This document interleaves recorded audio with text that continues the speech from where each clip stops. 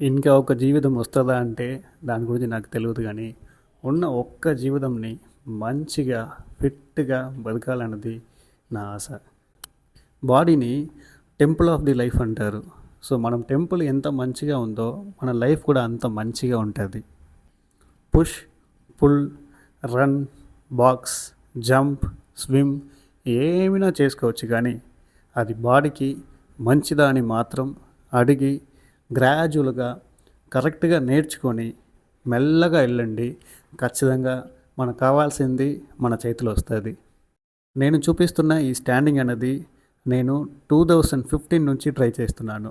కొద్ది కొద్దిగా నీలింగ్కి వచ్చి అక్కడి నుంచి నాకు స్టాండింగ్ రావడానికే 5 సంవత్సరం పైన పట్టింది. ఇప్పుడు సేఫ్గా నిలబడగలుగుతున్నా.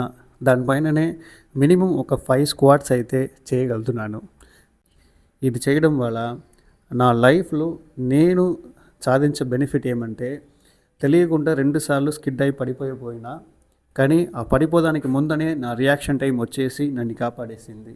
సో అలా మన లైఫ్లో మనం ఏమైనా ఒక యాక్టివిటీని ఒక ఎక్సర్సైజ్ని చేస్తే అది మన లైఫ్లో యూస్ అవుతుందా అని మాత్రం ఒకసారి అడిగి దాని రిలేటెడ్గా మీరు ఎక్సర్సైజ్ చేస్తే ఇంకా మంచిగా ఉంటుందండి. ఈ ఇయర్లో మీరు అనుకున్న అన్ని ఫిట్నెస్ గోల్ని మీరు మంచిగా చేయగలుగుతారు. దానికి నేను దేవుడిని ప్రార్థిస్తున్నా. థ్యాంక్ యూ అండి.